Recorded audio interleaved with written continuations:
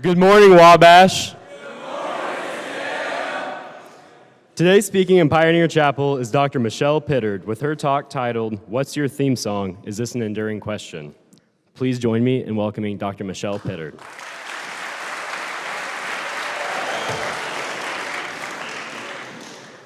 So I've always wanted to have a walk-up song, like baseball, and I figured a chapel talk might be my only chance. So thank you for indulging me. Thanks to the Sphinx Club.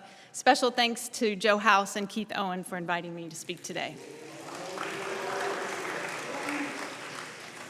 It's both exciting and intimidating to be the first chapel speaker of the year because it seems like I have an obligation to set a tone here at the beginning of the semester. And tone is important. It sets the stage, provides context, informing the ethos in which we live. I believe tone conveys attitude, which shapes the way we approach really everything: obstacles, opportunities, conversations, relationships, responsibilities, our learning and development. So I take the prospect of setting tone seriously, and I hope, with the help of my theme song that you just heard, I've already set a positive, inspirational, and energetic tone for this talk. So my theme song is "The Best Day of My Life" by American authors. Without saying anything else, I'm sure you can all make some fairly accurate inferences about who I am just from hearing that little bit of my theme song. You might question my taste in music and accuse me of being kitschy and cheesy, but you can't deny the song also implies I'm optimistic and hopeful that today is going to be a really good day. Now you have a picture in your mind of who I am because you're making some assumptions based on this one little snippet of a song I've claimed as my theme song. Of course, it doesn't say everything about who I am or who I aspire to be, but it provides some insight and sets a tone, like a walk-up song in baseball. For those of you who don't know, I've watched a lot of baseball in my life. And as a result, I've grown increasingly envious of baseball players and their walk-up songs.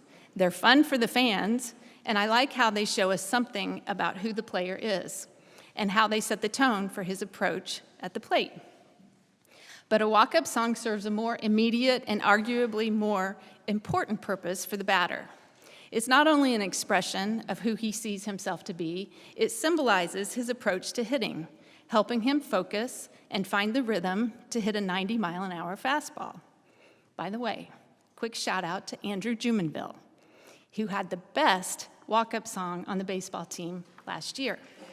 You gotta hear it. Hands down, it was the fan favorite. Get Rhythm by Johnny Cash helped set the tone for Andrew, as well as the rest of the team, for their record-breaking, conference-winning season that ended just one victory away from going to the College World Series for Division III.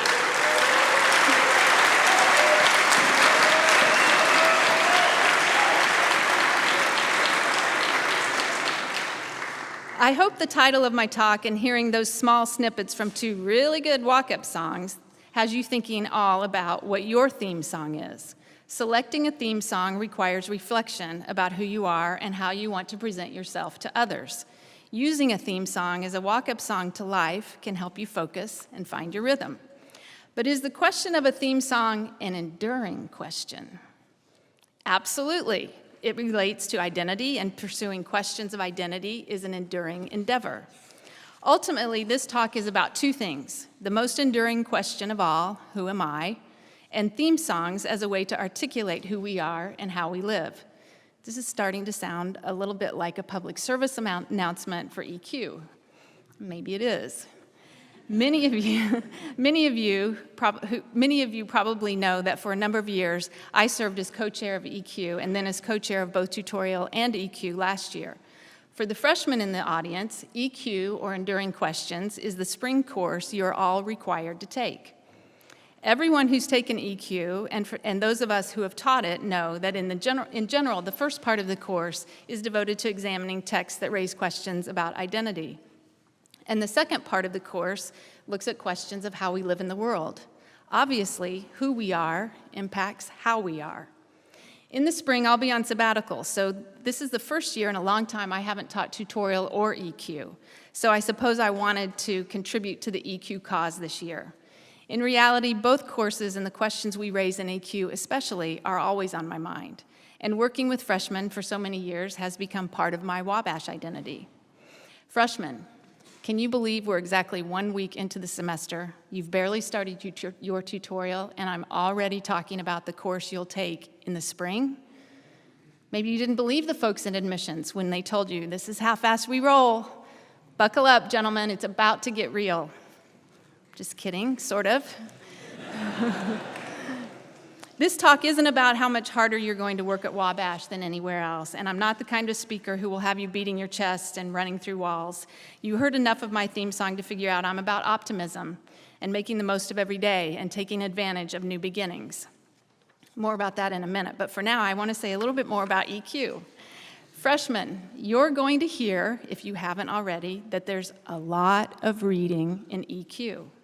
So before you start to believe the vicious rumors and begin devising ways to avoid reading and assignments altogether, or God forbid you start to complain or worry about the reading before the course even starts, consider EQ not as a hoop to jump through. Instead, see it the way I hope you see all the challenges you'll face at Wabash, as an opportunity you've been given to grow intellectually and personally. I believe every experience and every person is put in our path to teach us something. And I agree with the Greeks in their assertion that self-knowledge is the foundation, more generally, to knowledge. So I argue that as a result of the lessons we learn in our experiences and our relationships, we also gain self-knowledge. You're probably not as narcissistic as I am, but I argue anytime we can learn more about ourselves and who we are, there's potential for growth. Gentlemen, and I'm talking to the upperclassmen now as well as the freshmen, high school may have been a set of hoops to jump through, and getting accepted to college was probably another. And you might consider most of the curricular requirements here as a set of hoops. But being at Wabash is more than a hoop to jump through. It's a whole set of opportunities in and out of the classroom.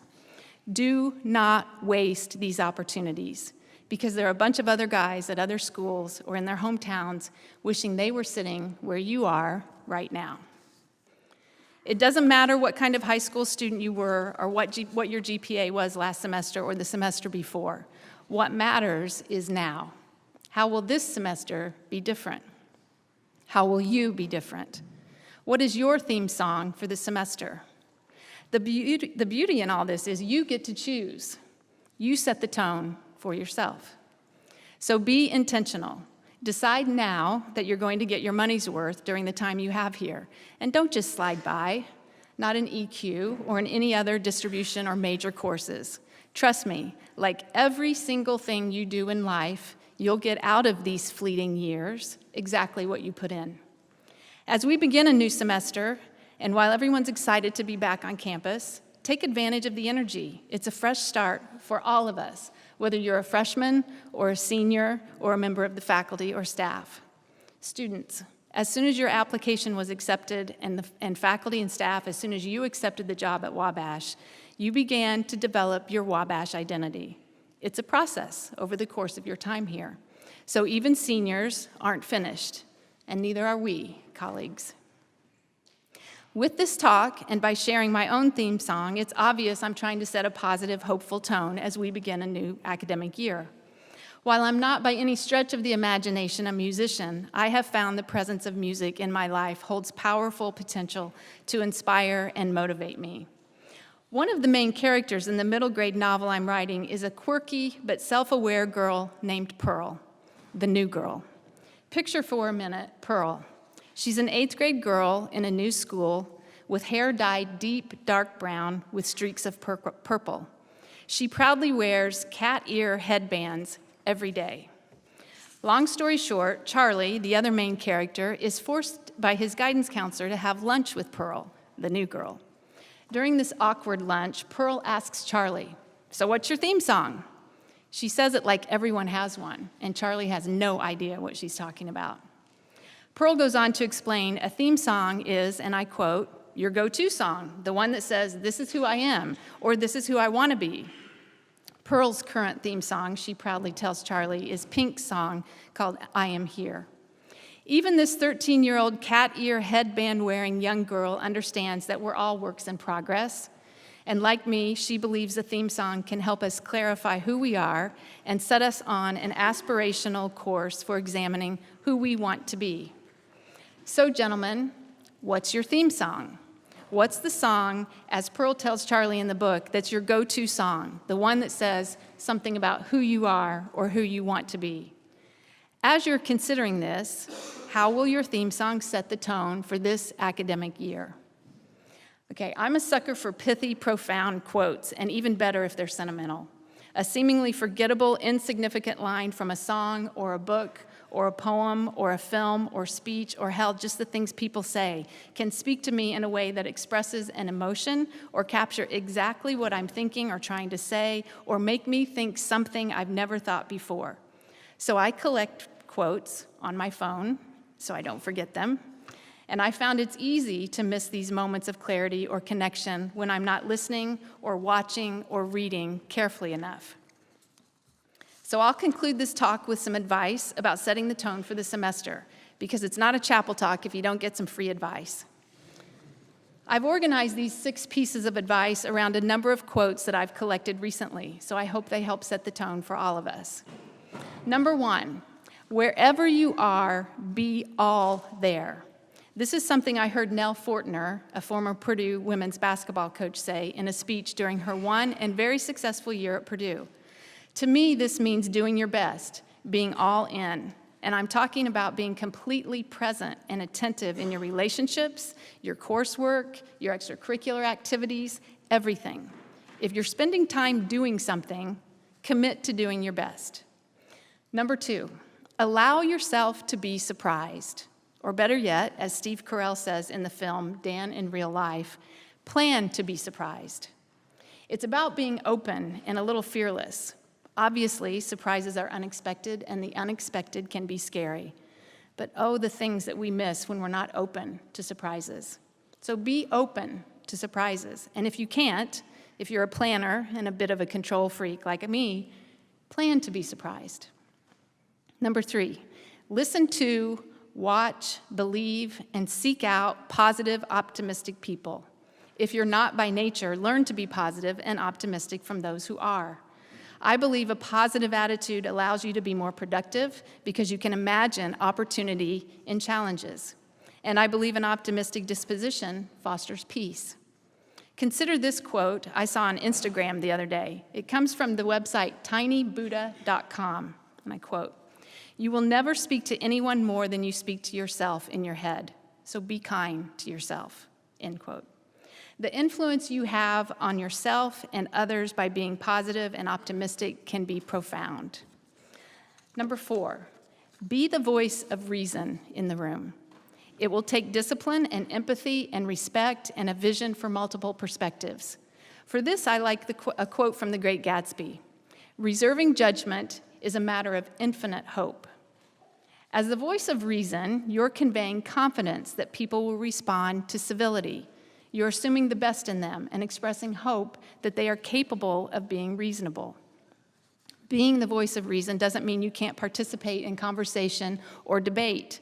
So also let yours be the voice of inquiry and curiosity, the voice of critique and scrutiny, respectfully questioning, not just to instigate or irritate, but in pursuit of clarity and empathy.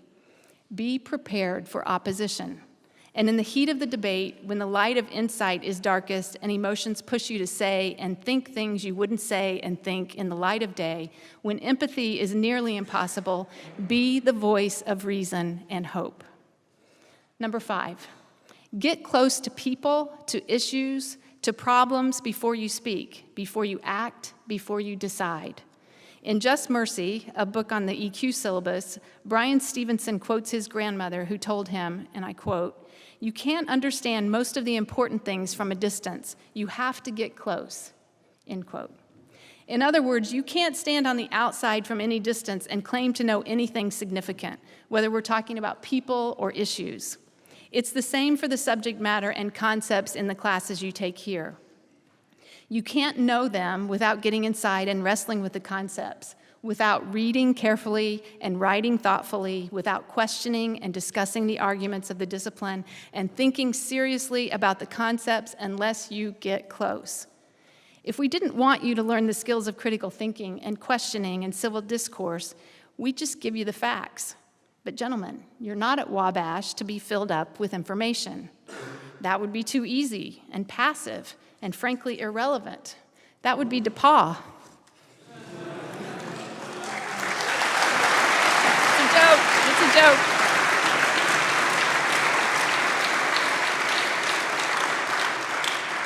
It's a joke. Please don't tell my son. Number 6, surround yourself with people who make you laugh.